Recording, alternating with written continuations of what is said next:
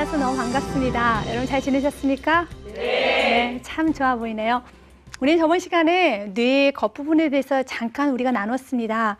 먼저 뇌라는 것은 하나님께서 우리에게 허락해 주신 귀하고 소중한 선물이라는 거, 그리고 또한 우리가 저번 시간에는 가장 기본적인 생명의 뇌 부분에 대해서 배웠습니다. 생명의 뇌라는 것은 바로 뇌줄기하고 손해를 말하는데, 뇌줄기 브레인스팀이라고 그러죠. 우리 손해를 세레블럼이라고 말을 합니다. 이 두 가지, 이 뇌줄기가 손에서 하는 역할은 지금 여러분이 호흡을 하듯이 또 혈압을 올라가고 내려가고 심장박동, 이런 기본적으로 뇌가 생존할 수 있는 기본적인 역할을 하는 것이 바로 이러한 이 뇌줄기에서 하는 것이고, 또 손해라는 것은, 손해는 기억력이 아주 좋습니다. 그래서 우리 예전에 했던 것을 다 기억하고 있어요. 내가 어렸었을 때 내가 자전거를 한번 타봤는데, 어른이 된 후에 한번 시도를 해봤는데 자전거가 타지는 거예요. 이건 다 손해가 기억하고 있는 것입니다. 그래서 손해는 기억력이 아주 좋아요.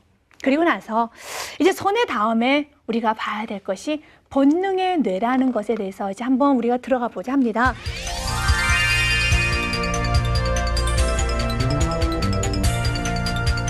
이제 저번 시간에 배웠던 것이 이 부분을 배웠어요. 여기에는 뇌줄기와 손해를 배웠습니다. 그리고 나서 본능의 뇌는 본능. 우리가 웃고 우는 거는 본능적이다 말을 하죠.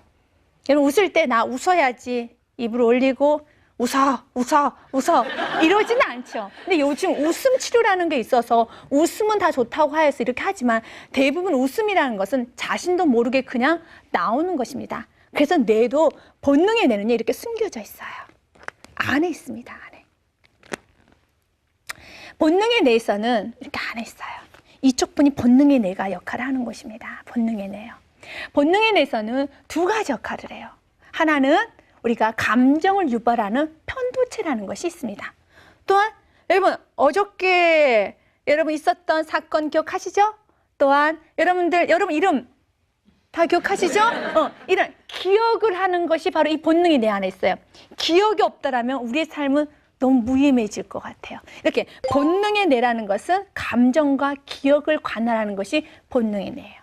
오늘 저는 이 본능에 대해서 좀 집중적으로 이제 한번 좀 들어가 보자 합니다.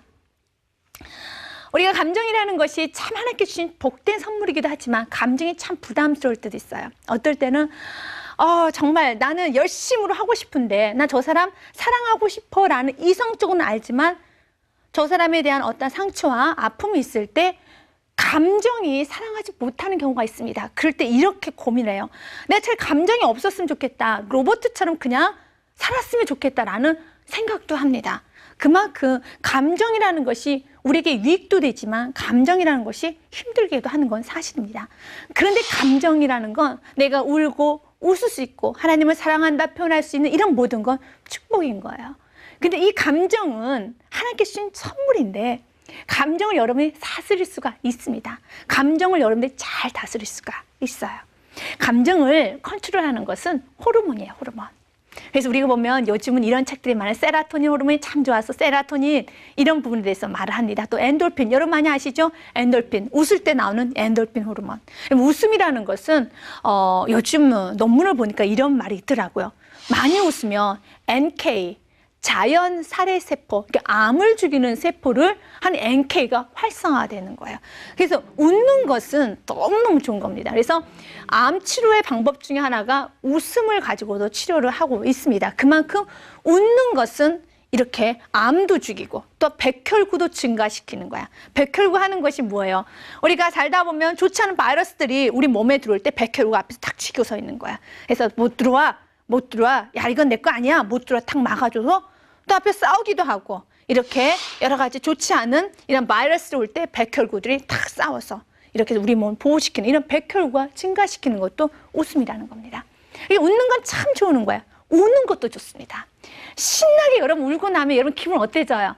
너무 좋죠. 우는 것도 너무 좋은 거예요. 웃고 우는 것도 좋아요. 화내는 건 별로 안 좋겠죠. 화를 내는 것은 얼마나 안 좋냐면, 화를 내게 되면 모든 우리 안에 있는 백혈구를 죽이는 현상이 합니다. 또 화를 내는 것은, 분노가 있는 것은 기억력 감퇴가 있어요. 혹시 내가 건망증, 기억력이 너무 안 좋으면 내가 화가 너무 많은 사람이 아닌가? 화를 자제해야지만 기억력은 좋아지게 돼 있어요. 그것에 대해서 이제 보도록 하겠습니다. 여러분들 얼굴을 보니까 화를 안 내는 얼굴 같아요. 근데 혹시라도 얼굴은 너무 좋은데 아직까지도 내 안에 분이 있으면 여러분 나중에 기억력이 없어져요. 화가 없어져야지만 기억력이 회복이 될 수 있습니다. 우리 한번 보도록 하겠습니다. 뇌를 제가 이렇게 그릴게요. 우리 뇌 속에 본능의 뇌라는 게 있어요. 이 뇌 속에 두 가지 본능의 뇌는 첫 번째는 편도체에서 이모션을 감당하고 있습니다. 이것이 감정을 감당하고 있죠. 그 다음 이것은 메모리, 우리가 흔히 보면 우리가 기억을 감당하는 해마라는 게 있어요. 해마를 무엇이냐면 여러분 해마라는 동물 알죠? 바다 동물. 그래서 이 기억력을 보니까 이 해마가 꼭 바다 모양처럼 생겼다 해서 이렇게 해마라고 되어 있는데 제가 그 안을 보도록 하겠습니다. 이게 분리가 돼요. 네, 좋아요. 그 안에 더 볼게요. 여기 보면 잘 보이면 이렇게 보면 약간 해마 모양으로 이렇게 돼 있어요. 그래서 기억을 담당하는 것이 해마다라고 했어요. 모양이 해마처럼 비슷하다 그래서 히포캠퍼스라고 되어 있습니다. 이것이 해마 역할을 하고 있어요. 근데 기억과 감정은 같이 연결이 돼 있어요. 그래서 내가 기분 좋았던 것은 기억을 너무 잘해요. 여러분 요즘 보는 드라마 뭐 있어요? 뭐 봅니까? 계백 봅니까? 뭐 천일의 약속 봐요? 여러분 드라마 보면은 드라마 기억나죠? 왜요? 그 드라마는 재밌으니까. 재밌는 건 기억을 많이 합니다. 그럼 기억을 감당하는 어떤 것들을 기억하나? 이 기억하는 요소가 있어요. 이 해마가, 이 히포캠퍼스가, 이건 내가 기억해야지. 그래서 우리 뇌는 내가 기억하고 싶지 않은 것도 내가 기억하고, 난 이건 잊어버리고 싶어 하는 것도 기억하고 있고, 이거는 꼭 기억해야 되는데 기억하지 못하는 것들이 있어요. 우리 학생들 같은 경우는 어떤 게 있을까요? 나 이 영어 단어 꼭 기억해야 되는데 자꾸 영어 단어 기억하지 못하고, 가수들 이름은 다 기억하고, 도대체 왜 내 의지대로 안 될까? 히포캠퍼스는요 너무 정직해요. 그래서 자신의 마음대로 결정하는데 결정의 기준이 있어요. 그래서 이것을 알면 기억력을 잘 이용할 수가 있는 거예요. 해마라는 것은 두 가지 기준이 있습니다. 기억하고 기억하지 않느냐 두 가지 분류 기준이 있어요. 첫 번째로는요, 자극적인 건 기억해요. 그래서 우리 아이들이 보면은 우리 어릴 때 아이들이 한 6, 7세, 5, 6세 될 때 여러분 한 번쯤 경험해 봤을 거예요. 쟤는 별걸 다 기억해. 특별히 아이들이 좀 더러운 것을 잘 기억해요. 아이들이 영어로 하겠습니다. 우리가 영어로 배설물 덩이라고 그래요. 덩. 이런 것들을 참 기억하면서 막 좋아하고 막 그래요. 또한 이렇게 뭔가 자극적이고 색깔 그런 것도 잘 기억해. 자극적인 거 다 기억하는 거예요. 마찬가지예요. 왜 드라마라든지 이런 것들을 잘 기억하느냐? 바로 무엇 때문에? 자극적이기 때문에. 드라마가 너무 자극적이에요. 색깔도 현란합니다. 그리고 내용도 너무나도 다양한 내용이 흡입이 되기 때문에 자극적이어서 기억하는 거야. 또한 이 기억은 두 번째 기준은 반복적인 건 기억을 잘해요. 그래서 기억이라는 건 반복적인 걸 기억을 하기 때문에 오늘 하루에서 반복적으로 했던 것은 다 기억하게 됐습니다. 그럼 이제 됐어요. 반복적이고 자극적인 걸 기억을 하는데 왜 자극과 반복적인 거 한다는 것은 그 히포캠퍼스 바로 이 뇌를 관할하는 기억을 감당하는 그것에 위에 무엇이 있기 때문에 감정이나 편도체가 있기 때문에 그래서 연결이 되어 있어요. 그래서 내가 너무 즐거웠던 거는 너무 재밌었던 건 기억이 막 새록새롭게 되는 거야. 너무 재미없게 공부한 건 아무리 기억하고 싶어도 히포캠퍼스 이래요. 이거 재미없이 공부했잖아. 이거 필요 없는 거잖아. 쓰레기. 그래서 저녁 때 여러분 저녁에 주무시죠? 여러분 잘 잘 거예요. 그럴 때 난 저녁에도 공부를 해야지. 우리 학생들 그런 아이들이 있어요. 그래 저녁 때 이렇게 영어 테이프를 틀고 자거나 그런 아이들이 있어요. 그거는 꿈의 학습법이 아니라 악몽의 학습법이에요. 저녁에 잘 때는 뇌에서 하는 게 있어요. 우리는 자고 있지만 바로 저녁에 오늘 하루 종일 배웠던 모든 내용들을 저녁에 잠을 잘 때 이 뇌가 이제 분리 작업을 해요. 해마가 분리 작업을 합니다. 그래서 우리가 뭐 컴퓨터 위에 보면 항상 그 옆에 뭐가 있어요? 휴지통이라는 게 있잖아요. 그래서 내가 파일업 정리할 거, 그리고 휴지통을 다 분리시키는 거예요. 이건 휴지통, 이거는 파일업, 휴지통. 저녁에 잘 때 다 이것이 분리되는 작업을 하면서 이걸 어디로 보내느냐? 이 속에서 분리가 돼서 어디로 보내느냐? 바로 대뇌 피질로 보내게 돼 있어서 이것이 장기 기억화되는 거예요. 오늘 하루 종일에도 여러 가지 기억들이 있습니다. 어떤 게 보면 여러분 점심 때 식당에 가서 식사를 할 때 메뉴판을 봤죠. 근데 메뉴판에 가격과 메뉴를 몇 가지 정도 기억을 하고 있어요. 근데 그 기억은 오늘 저녁에 봐서 별로 가치 없는 거야. 그럼 이 해마가 지워버리는 거야. 근데 그 기억이 다 내일 아침까지 어느 집에 갔더니 짬뽕이 얼마, 뭐가 얼마 계속 기억하고 있다라면 여러분들 너무 복잡하겠죠. 그래서 내 청소를 하는 것이 해마예요. 참 좋은 겁니다. 그런데 내가 소중히 여겨야 되는 것도 잊어버리게 할 수도 있어요. 왜? 내가 겉으로는 참 재밌다, 너무 좋아 그랬지만 속으로는 감정이 하나도 없이 그냥 거기만 끄덕거리고. 그래서 아이들이 앉아서 오랫동안 공부한다고 공부가 되는 게 아니에요. 이게 내가 정말 재밌어야지 기억을 하고 있어요. 내가 5시간 앉아 있어도 그냥 아무런 의미 없이 재미없이 앉아 있게 되면 해마는 어떻게 기억하고 있냐면 이거 뭐 재미없는 거잖아. 이거 쓰레기네? 라고 버려버리는 거야. 그래서 중요한 건 내가 감정이식 공부하는 거, 내가 좋아해서 공부하는 거, 이게 참 좋은 겁니다. 그래서 기억력이 좋아지는 건 감정이 다시 되살아날 때 기억력이 좋아져요.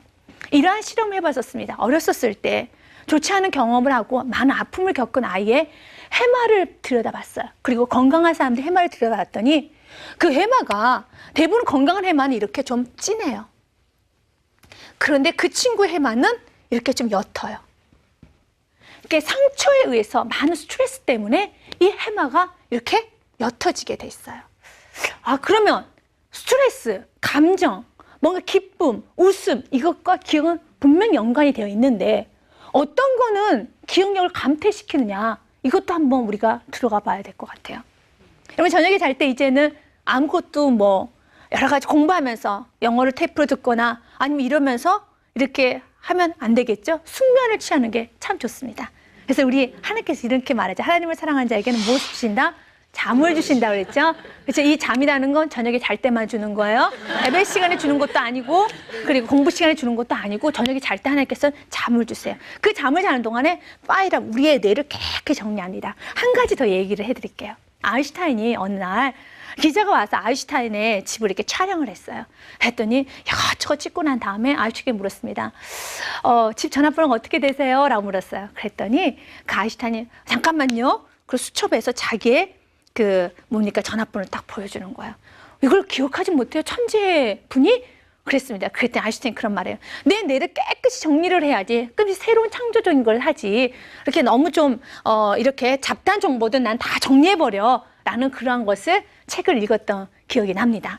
그래요. 우리가 집 전화번호 아주 중요하지만 그가 말하고자 하는 것은 너무 잡다한 정보들을 좀 정리해서 해서 우리가 뇌를 깨끗이 부는 건 필요하겠죠. 그래서 저녁에 잘 때 여러분들 오늘 하루에 배웠던 게 중요한 거는 다 기억하고 있습니다. 근데 그 기억에 있어서 무엇이라고요? 감정에 섞인 것을. 그러면 우리가 하나 볼 때 감정에 섞인 것을 기억하는데 내가 너무 화가 났다는 것도 감정이죠. 내가 너무 슬픈 것도 감정이죠. 내가 너무 분난 것도 감정이죠. 그것 또한도 기억해요. 그래서 우리가 배신을 당했거나 너무 아픔을 당했거나 어떤 사람부터 정말 크나큰 상처를 받았었을 때 자꾸 잊어버리고 싶죠. 기억 안 하고 싶어. 어떤 분은 그래요. 난 기억 안 할 거야. 자꾸 자기 머리를 때리는데 그런데 기억 안 되는 게 아니에요. 왜? 자극이 있으면 어떤 감정이 들어가면 기억이 너무 오래 남게 됐어요. 그래서 상처도 오래 기억을 하게 되어 있는 거예요. 그러면 이 상처를 난 잊어버리고 싶어. 그래서 차라리 감정이 없었으면 좋겠다라는 말을 하는 거예요. 그러면 감정은 좋은 겁니다. 우리 안에서 그 감정을 컨트롤할 수 있는 힘이 여러분들 뇌에 있어요.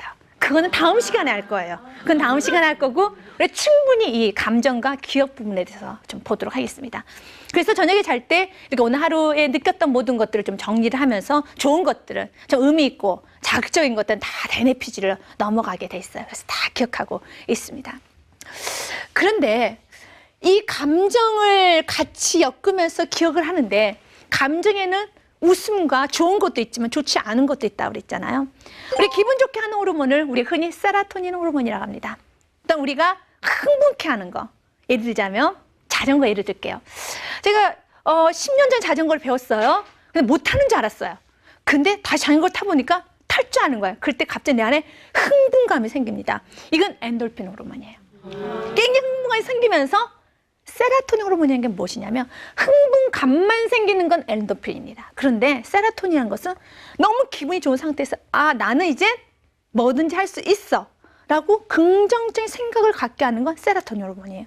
근데 진짜 지금 우리에게 필요한 건 엔돌핀만 많다 보면 너무 삶이 좀 가벼워질 것 같아요. 그냥 계속 웃고만 다녀요. 흥분해요. 그거보다는 잠시 흥분은 좋지만 흥분을 좀 가라앉히고 그래 나는 뭐든지 할 수 있어. 세로토닌 호르몬이 배출하는 게 참 좋겠죠. 그 세로토닌 호르몬이 배출되는 순간에 난 할 수 있어. 그러면서 어디에 영향을 주냐면 우리가 생각하고 사고 판단은 전두엽에 다 연결을 주는 거예요. 그래서 이렇게 합니다. 너는 이거 봐. 너는 할 수 있는 사람이잖아. 그래 너는 다음에도 너는 또 할 수 있어. 이제 그 사람은 자신감을 갖게 됩니다. 그래서 세로토닌 호르몬 참 소중한 거야. 그럼 이제 좋은 호르몬도 봤어요. 좋지 않은 호르몬이 있어요.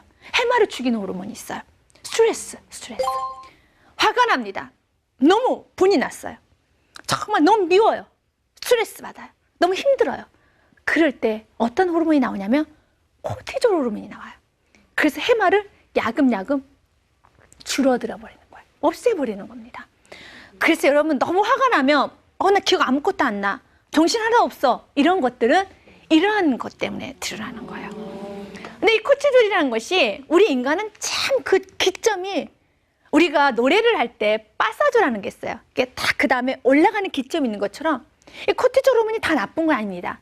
약간의 긴장 스트레스는 너무 좋은 거예요. 이 코티졸 호르몬을 설명하기 위해서 스트레스를 설명하기 위해서는요. 우리 예전에 이 본능의 뇌에 대해서 설명하기 위해서는 아주 시작점으로 가야 돼요. 본능의 뇌는 살기 위해서 한다라는 걸 느낌이 들죠. 본능이라는 자체가 살기 위한 거잖아요. 여러분 큰 사자가 왔습니다. 그때 그 사자를 보면 어떻게 돼요? 여러분 안에 두려움이 생기죠. 사자가 좋습니까? 아니죠. 사자를 보면 두려움이 생기죠. 공포감이 느껴져. 그러면서 어떤 사자 싸울까 하기도 하지만 대부분의 사람은 어떻게 해요? 사자를 보는 순간에 어떻게 할까요? 도망가 버려요. 도망가죠? 그렇죠. 그래서 fight, flight라고 그래요. 싸우다가 도망가 버려요. 마찬가지로. 그런데 사자를 피해서 도망가는 순간까지는 우리가 쉬운 말을 뭘 받고 있어요? 스트레스를 받고 있죠. 그런데 사자를 보는 순간에 내 몸을 빠르게 움직이게 하는 거는 내 몸에 필요해요, 안 필요해요? 필요하죠. 사자를 봤는데 아무런 감정이 없어요. 왔나 보구나 이렇게 된다라면 여러분 우리는 사자에 먹힐 수도 있어요. 그렇기 때문에 사자를 보는 순간 즉각적인 반응을 해서 내 안에 공포, 위협, 분노, 동공이 확장이 되고 혈압이 상승이 되고 심장이 막 뛰는 건 좋은 겁니다. 근데 그것이 지속이 되면 아주 힘들죠. 사자를 보는 순간 내 안에 동공도 확장도 안 되고 혈압도 안 오르고 심장도 안 뛴다면 좀 문제가 있겠죠. 그게 좀 뛰어야 하지만 도망가자 하면서 정말 100m가 나는 21초 만에 갔는데 22초도 갔는데 그때는 100m를 막 18초에도 갈 수 있는 기적적인 일이 일어나요. 왜? 내 안에 흥분되었기 때문에 공포가 생긴. 그래서 공포, 흥분, 분노라는 게 좀 편히 그렇죠. 이 분노라는 이런 감정도 살기 위한 감정이에요. 좋은 겁니다. 근데 이게 지속이 되면 너무 힘들어요. 지금은 사자라는 것은 없습니다. 우리가 살면서 사자는 없어요. 그런데 무엇이 있나요? 이겨야지. 또한 살아남아야지. 경쟁이라는 항상 커다란 이러한 사자들이 있어요. 그래서 이것을 만성적 스트레스라고 해요. 좀 긴장을 하고 풀어야지 좋은데 계속 긴장한 상태예요. 계속 도망다니는 상태라는 거야. 그래서 몸이 어떻게 될까요? 지쳐버리는 거죠. 감정이 지쳐버리는 거야. 그래서 감정이 웃는 감정은 하나도 없고 어떤 감정? 긴장한 감정 계속적으로 싸운 태세. 다 경계돼서. 사자 계속 나타나 봐라. 싸워야지. 그래 나는 저 사람 이겨야지. 난 저 사람을 정말 무너뜨려야지. 이렇게 싸우자 파이트 하려고 하는 자세를 두는 순간에 몸은 해마는 쪼그라들기 시작하고 몸은 굉장히 지쳐지기 시작합니다. 그래서 이것을 우리 의학적 용어로 만성 스트레스 장애라고 하죠. 이 스트레스가 해소가 돼야 되는 거야. 그러면 스트레스가 언제 해소가 되느냐? 여러분 스트레스 받지 않아야 돼요. 그럴 때 이렇게 묻습니다. 아니 이렇게 험난한 생활을 가운데 어떻게 스트레스를 안 받을 수 있어? 다윗의 예를 들어드릴게요. 여러분 다윗이 얼마나 스트레스 쌓인 상황이 있는지 알아요? 다윗은 골리앗을 이깁니다. 골리앗을 이기는 순간에 정말 지금으로 말하면 승승장구 대로가 열렸어요. 그런데 여인들이 이런 말을 하는 거야. 다윗은 사울은 천천히야. 근데 다윗은 만만이야. 그 소리를 누가 듣게 되냐면 사울이 듣게 됩니다. 그 다음부터 사울은 시기주주 때문에 다윗을 계속 쫓아다니면서 다윗을 죽이려고 해요. 이게 하루 이틀 끝난 것이 아닙니다. 1년, 2년, 여러분 3년. 다윗은 스트레스의 연속이에요. 살아갈 수가 없어요. 누군가 나를 계속 쫓아다니면서 나를 죽이기 위해서 달려들 때 살 수가 없을 거예요. 그럴 때 내 과학적으로 바라보면 분명하게 다윗의 내 해마는 이렇게 다 망가졌을 거예요. 그리고 감정은 분노, 공포, 불안, 경계, 항상 이런 경계. 그런데 여러분 시편을 보시죠. 다윗이 어때요? 너무 아름답잖아요. 다윗의 시를 보십시오. 그는 시인 중에 시인이에요. 그래서 이런 말을 하더라고요. 정말 다윗과 같은 남자랑 결혼하면 정말 너무 행복하겠다. 다윗처럼 이 시를 우리가 뇌 과학적으로 보면 다윗의 뇌는 너무 긴장의 연속이에요. 만성 스트레스 장애로 다윗은 항상 이렇게 불안하고 저돌적이고 굉장히 안 좋을 거예요. 그런데 다윗은 그렇지 않아요. 그래서 다윗이 이런 고백을 하죠. 그럼 그 이유가 뭘까? 그 이유가 뭘까? 다윗이 고백하는 감정 가운데 해답을 찾을 수가 있어요. 다윗이 이런 고백을 합니다. 시편 23편에 여호와는 나의 목자시니 You are my shepherd. I shall not be want. 내게 부족함이 없으리로다. 결국은 이 만성적인 스트레스를 해결할 수 있는 방법은 하나예요. 여러분, 만성적인 스트레스를 해결할 수 있는 방법은 하나인데 내가 어디에 소속되어 있느냐가 만성적인 스트레스를 해결할 수 있는 거예요. 아기가 가장 스트레스 받을 때가 언제일까요? 영양 공급이 충분히 안 됐을 때? 아닙니다. 부부끼리 대화를 합니다. 이 아이를 없앨까 말까. 그 순간에 아기는요 극도로 스트레스를 받아서 정신적으로 이상한 아이도 될 수도 있어요.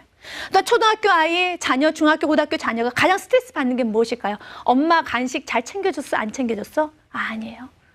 가장 아이들 스트레스 받는 것은 우리 엄마 아빠가 이혼하나 안 하나, 나에게 소속감이 있나 없나, 우리 집이 어떻게 되나 마나 가장 큰 스트레스예요.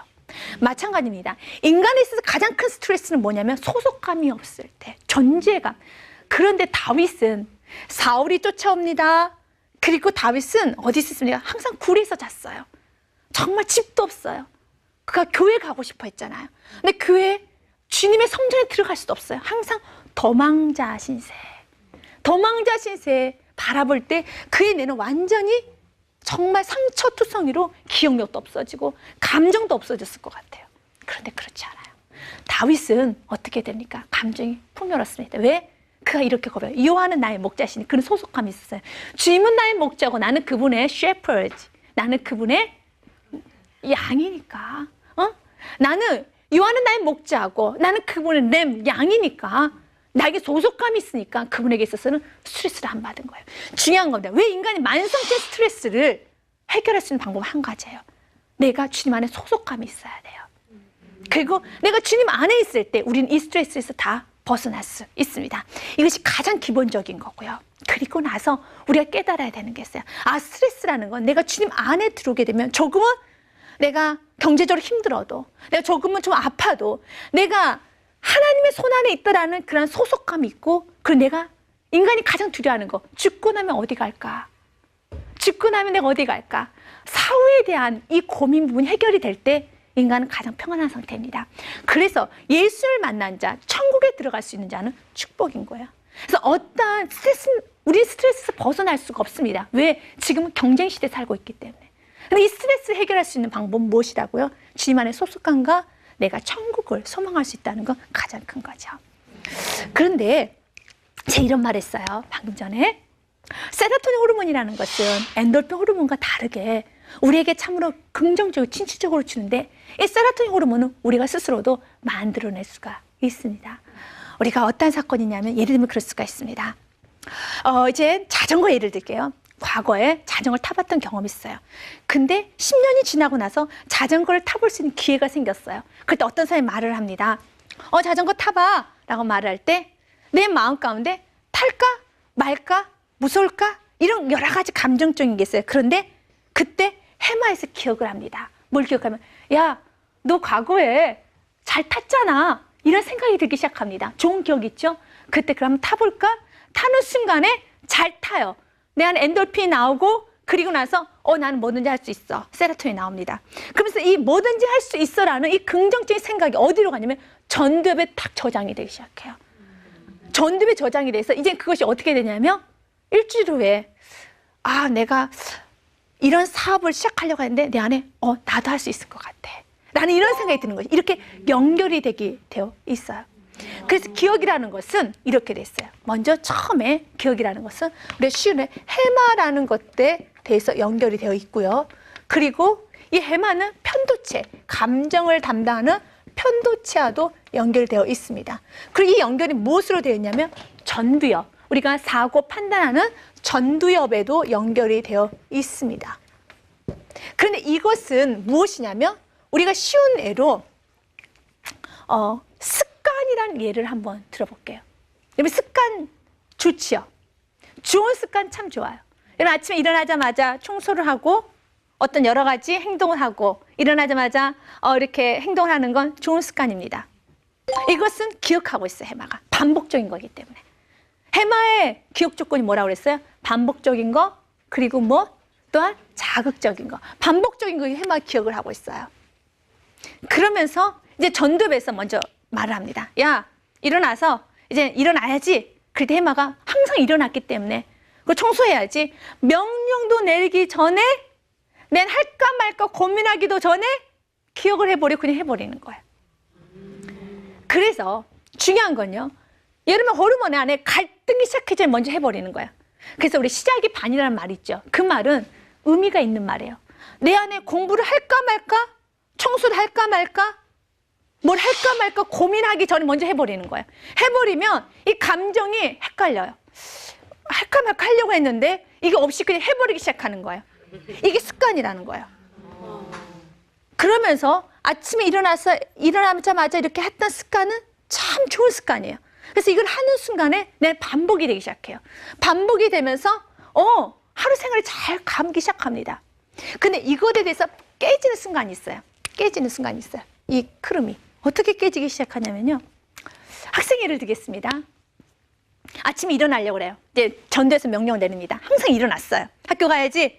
근데 내 안에 갈까 말까 고민하는데 갈까 말까 하기도 전에 먼저 해마가 항상 갔었잖아. 그리고 어제도 가고 뭐 엊그저께도 가고 갔었잖아. 기억이 딱 떠올라요. 그럼 일어납니다. 자동적으로 일어나요. 갑니다. 그런데 숙제를 안 했어요. 내 안에 일어나야지 그 순간에 편도체가 갑자기 들고 일어나요. 본능의 내가. 너 숙제 안 했잖아. 그렇습니다.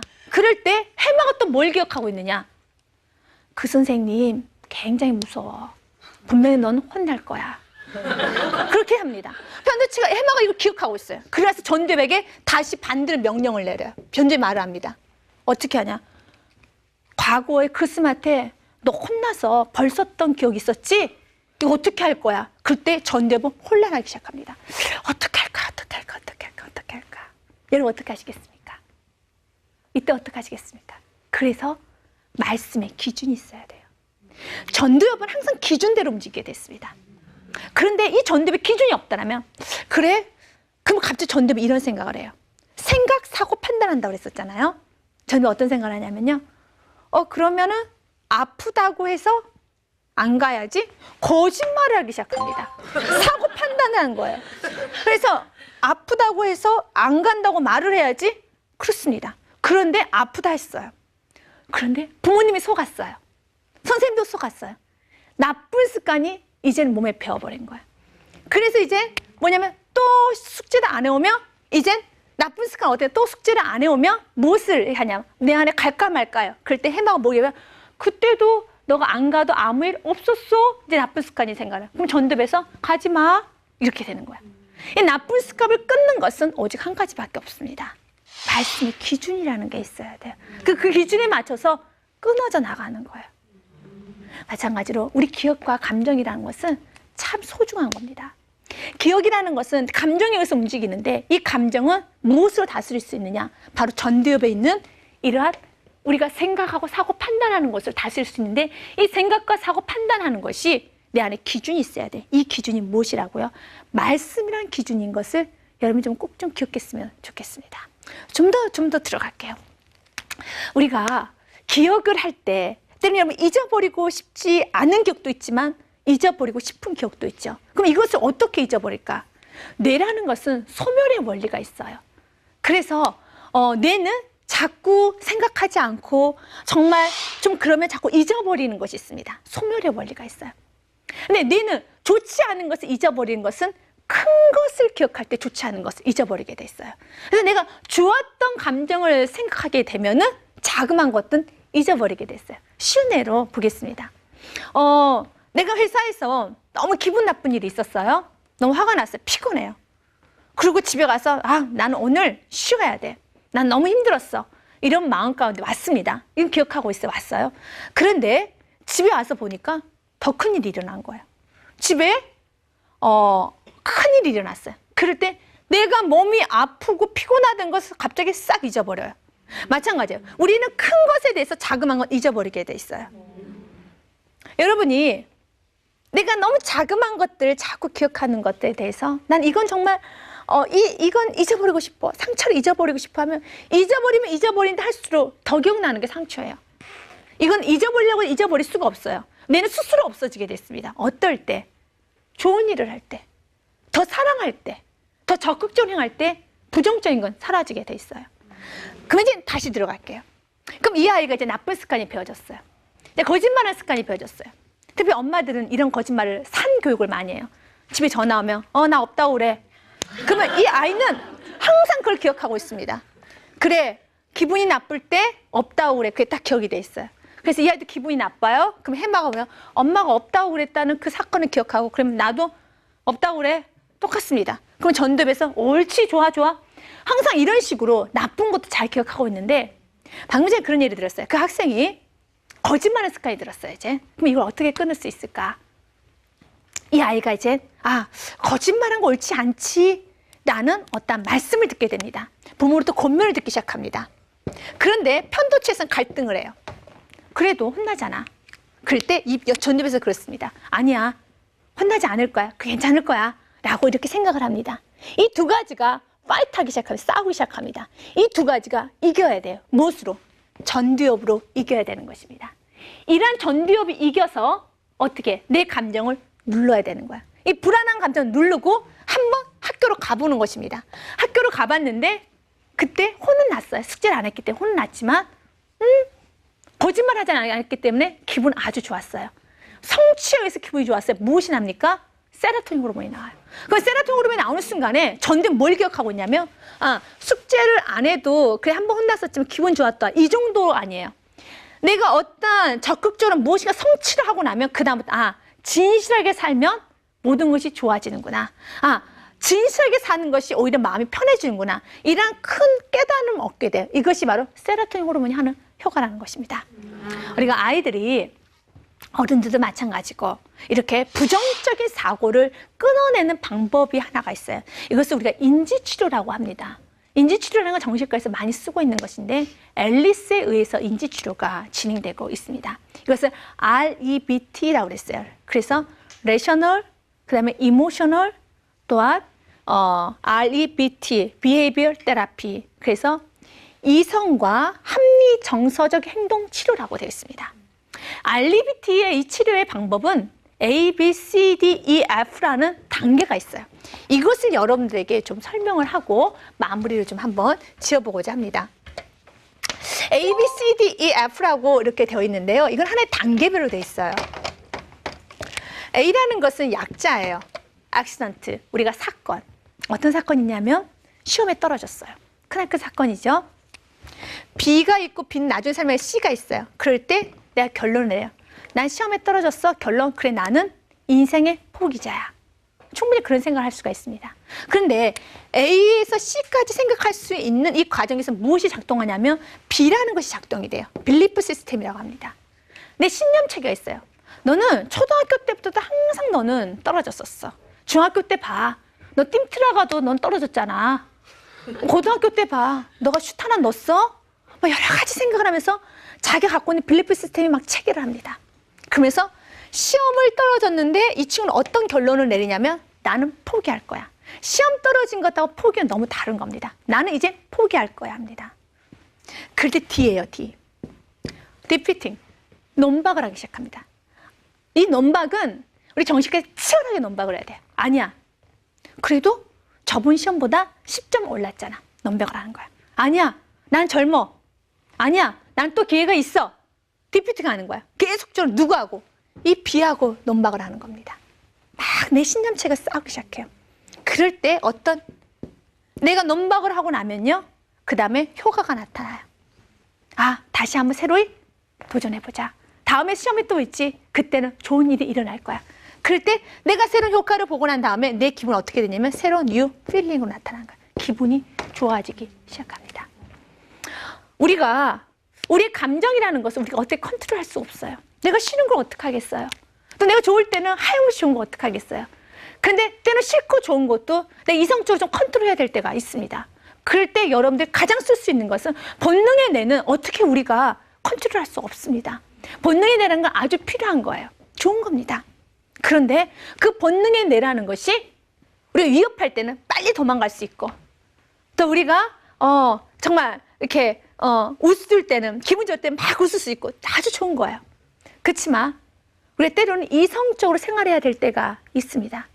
이성적으로 생활할 수 있는 그 기준이 무엇이냐면 바로 전두엽이에요. 이 전두엽이라는 것은 여러분의 삶 가운데 가장 필요한 것입니다. 전두엽이 여러분에게 있어서 참 필요한 것이란 이유는 전두엽을 통해서 여러분의 사고, 생각체계가 제대로 잡혀가기 때문인 것입니다. 저는 오늘 같이 한번 정리를 해보고자 합니다. 우리가 지금 본능에 대해서 배웠어요. 감정을 다스리는 부분, 편도체, 그리고 또한 기억을 하는 해마. 근데 좋지 않은 기억도 내가 버리고 싶지만 다 기억을 해요. 왜? 감정이랑 섞였기 때문에. 그럼 좋지 않은 기억을 다 없앨 수 있는 방법은 내가 조금 더 좋은 생각을 끊임없이 해나갈 때 할 수가 있습니다. 이 좋은 생각을 하고 내가 호르몬을 내가 지배할 수 있는 것은 내 안에 있는 전두엽이에요. 이 전두엽을 올바른 사고 판단하는 그 전두엽에서 기준점이 있어야 되겠죠. 그것이 무엇이라고요? 말씀이라는 겁니다. 여러분 안에 좀 기준이 있었으면 좋겠어요. 여러분의 자녀들도 기준이 있었으면 참 좋겠습니다. 그럴 때 여러분의 자녀, 여러분의 삶이 내가 하고 싶지 않은 일을 일단 내가 이것을 포기하고 싶다 하더라도 여러 가지 기준에 의해서 내 삶이 움직여가니 여러분의 삶 가운데는 실수하지 않고 또한 좋지 않은 나쁜 습관들을 끊어낼 수 있는 어떤 그러한 원리도 여러분 스스로가 느낄 수 있을 것 같습니다. 다음 시간에는요, 이제 구체적으로 전두엽, 두정엽, 축두엽, 후두엽 4가지 엽에 대해서 한번 재밌게 배우는 시간 되길 원합니다. 감사합니다. 수고하셨습니다.